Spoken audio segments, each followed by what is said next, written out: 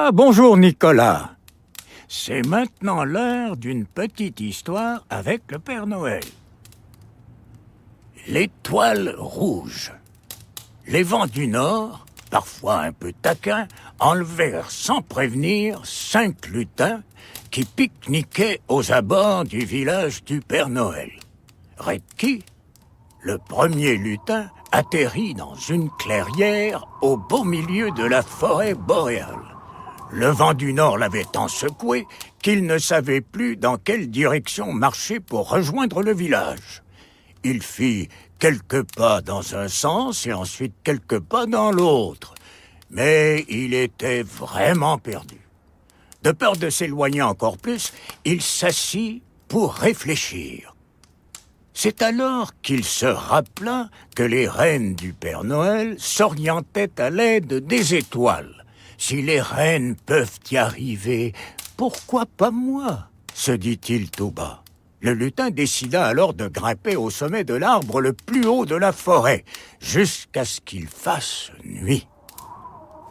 Tout à coup, des milliers d'étoiles apparurent rapidement dans le ciel. Mais comment savoir laquelle d'entre elles il devait suivre pour retourner chez lui? Alors que le désespoir commençait à le gagner, Redki remarqua une étoile qui était plus rouge et plus brillante que toutes les autres.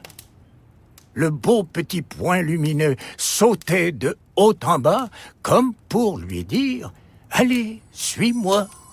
Le lutin se précipita en bas de l'arbre et courut en direction de cette étrange étoile. Dès qu'il était à nouveau perdu, il grimpait en haut d'un arbre et retrouvait la lumière rouge qui oscillait de haut en bas dans le ciel. « Merci, jolie étoile, de me guider comme tu guides les rennes », pensait-il à chaque fois. Et c'est alors qu'enfin, au sommet d'une colline, il reconnut au loin la forme de l'écurie des rennes. Il avait réussi. Son dortoir n'était plus très loin. Il leva les yeux au ciel pour remercier l'étoile et réalisa que le point lumineux qu'il avait mené chez les siens était en fait l'attelage du Père Noël que les rennes tiraient dans le ciel en faisant des pirouettes pour s'entraîner. Redki se coucha dans son lit ce soir-là, en espérant que le traîneau guiderait également ses 4 amis qui étaient encore perdus. Il est temps d'aller au lit maintenant. Bonne nuit et beaux rêves. À très bientôt.